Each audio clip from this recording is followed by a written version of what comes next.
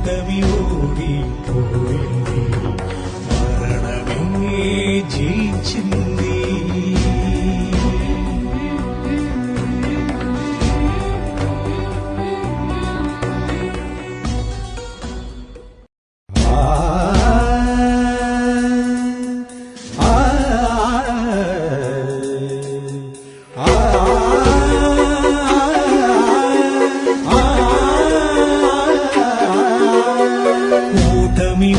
ఓడిపోయింది, మరణమే జయించింది. ఓటమి ఓడిపోయింది, మరణమే జయించింది. పరిశుద్ధుని ప్రేమ బలి నాశనం నశింపజేసింది. పరిశుద్ధుని ప్రేమ బలి నాశనం నశింపజేసింది. ఓటమి ఓడిపోయింది, మరణమే జయించింది. యేసుక్రీస్తు నామములో మీ అందరికీ శుభములు తెలియపరుస్తున్నాను. దేవుడు మిమ్మలను కనుపాప వలె కాపాడుతున్నాడు. ఎంతోమంది కీడు వలన, శోధన వలన, ప్రమాదం వలన ఎంతోమంది మరి ఈరోజు మనతో లేరు. కానీ మీకు నాకు దేవుడు ఆయుష్నిచ్చాడు. ఆ ఆయుష్ను బట్టి దేవుడికి నిండు హృదయంతో కృతజ్ఞతాస్తులు చెల్లిస్తున్నాను. దేవుడు మన చిగురింప చేయబోతున్నాడు. ఆత్మీయంగా, భౌతికంగా, భూ సంబంధంగా మిమ్మల్ని దేవుడు చిగురించబోతున్నాడు. ఒక కొత్త చిగురు నేను చూస్తున్నాను, చిగురు ఆకు నేను చూస్తున్నాను. కాబట్టి మీ ఎదుగుదలను, మీ ఆశీర్వాదాన్ని ఇంక మీదట ఎవ్వరు ఆపలేరు. మీరు ఉన్నతమైన స్థాయికి ఆత్మీయంగా, భూ సంబంధంగా కూడా దీవించబడబోతున్నారు. దేవుని బిడ్డలారా, ఈరోజు దేవుడు మనకిచ్చిన వాగ్దానం మత్తయి సువార్త 28:20, యుగ సమాప్తము మీకు దేవుడు తోడుగా ఉంటానంటున్నాడు.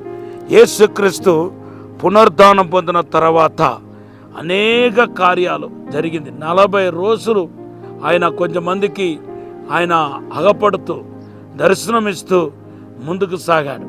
40 రోజుల తర్వాతనే దేవుని బిడ్డలారా పరలోకానికి ఆరోహణమై వెళ్ళినట్టుగా మన పరిశుద్ధ గ్రంథంలో చూస్తున్నాం. పునరుద్ధానం పొందిన తర్వాత యేసు వలన కలిగిన, పునరుద్ధానుడైన యేసు వలన కలిగిన ఆశీర్వాదాలు వర్ణింపజాలదు. దేవుని బిడ్డలారా మాటలతో చెప్పలేము.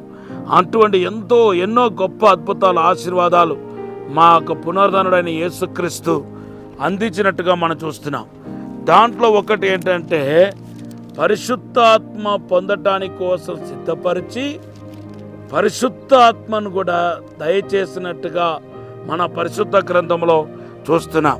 దేవుడు యేసుక్రీస్తు పునరుద్ధానం పొంది ఇంకా మన పని అయిపోయింది, ఇంకా మనం చేసేది ఏమీ లేదని యూదులకు భయపడి ఇంకా శిష్యులందరూ తలుపు వేసుకొని ఇంట్లో ఉండగా యేసు వాళ్ళకు ప్రత్యక్షమై మీకు సమాధానం కలిగిన గాక అన్నాడు.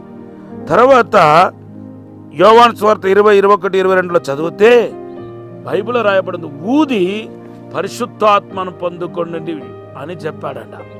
అప్పుడు దేవుని బిడ్డలారా అనేక మంది దేవుని ఆత్మ చేత తాకబడ్డారు.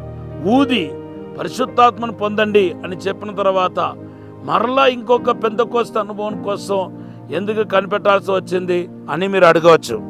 దేవుని బిడ్డలారా ఈ పరిశుద్ధాత్మ పొందండి అంటూ ఊదటం, వాళ్ళు దేవుని యొక్క తాకిడిని అనుభవించారు. ఆ తాకిడి ఏం చేసిందంటే వాళ్ళని సిద్ధపరిచింది. ఎలాగంటే 1 గంట కూడా కొన్ని రోజుల క్రితం యేసుతో కలిసి గెత్సేమనీలో ప్రార్థన చేయలేని ఆ శిష్యులు దేవుడు ఊది పరిశుద్ధాత్మను పొందండి అని చెప్పిన తర్వాత ఎన్ని రోజులు మరి ప్రార్థనలో ఉన్నారు? 10 రోజులు ప్రార్థనలో ఉన్నారు. అవునా? అపోస్తల కార్యం 1వ అధ్యాయం 14వ వచనంలో 10 రోజుల పాటు ప్రార్థనలో ఉన్నారు. మరి ఇంత శక్తి ఎక్కడిదో వచ్చింది? సడన్గా ఎక్కడిదో వచ్చింది. 1 గంట ప్రార్థన చేయలేకపోయారు కదా గెత్సేమనీలో. ఇప్పుడు ఈ శక్తి ఎక్కడిదో వచ్చింది అంటే యేసు ప్రభువు వారు పునరుద్ధానుడుగా వాళ్ళకు ప్రత్యక్షమై ఆ ఊదాడి చూసారా, అప్పుడు ప్రార్థన శక్తి వాళ్ళలోనికి దిగింది. ప్రార్థన విజ్ఞాపన అభిషేకం వారిలోనికి దిగింది. ఆరాధన ఆత్మ వారిలోనికి దిగింది. దాన్ని బట్టి 10 రోజులు పరిశుద్ధాత్మ కొరకు కనిపెట్టగలిగారు. తర్వాత పెంతెకోస్తు దినం వచ్చినప్పుడు బైబిల్ చెప్తుంది, అపోస్తల కార్యం 2వ అధ్యాయం మీరు చదివితే వాళ్ళందరూ పరిశుద్ధాత్మతో నింపబడ్డారు. పరిశుద్ధాత్మతో నింపబడినప్పుడు వాళ్ళందరూ భాషల్లో మాట్లాడినట్టుగా మనం చూస్తున్నాం. దేవుని బిడ్డలారా, ఆదాం జీవితంలోనూ అలాగే ఆదికాండం 11వ అధ్యాయంలో బాబెల్ చోటుకు వచ్చినప్పుడు దేవుడు భాషలు తారుమారు చేశాడు. ఈ తారుమారు అనే మాటకు శపించాడని ఒక అర్థం వస్తుంది. దేవుడు శపించేశాడు. ఇప్పుడు ఆ శపించబడిన భాషలతోనే మనిషి దేవునితో కమ్యూనికేట్ అవ్వాల్సి వచ్చింది. ఎప్పుడైతే అన్య భాష పరిశుద్ధాత్మతో నింపుకోవటం వలన అన్య భాష వచ్చిందో, ఇప్పుడు అన్య భాష ద్వారా దేవునికి, పరలోక భాష ద్వారా దేవునికి ప్రార్థన చేయడానికి మానవుడు ప్రారంభించాడు. ఎందుకంటే బైబిల్ చెప్తుంది, అన్య భాష మాట్లాడేవాడు దేవునితో మరి మర్మం పలుకుతున్నాడని రాయబడి ఉంది. ఈరోజు నా మాట వింటున్న మీ జీవితంలో ఈ అన్య భాష అనేది it's a sign of the restoration. ఇది ఒక సమకూర్పు అని చెప్పవచ్చు. అంతేకాదు, అన్య భాష మాట్లాడేవాడు దేవుడితో మాట్లాడుతున్నాడు.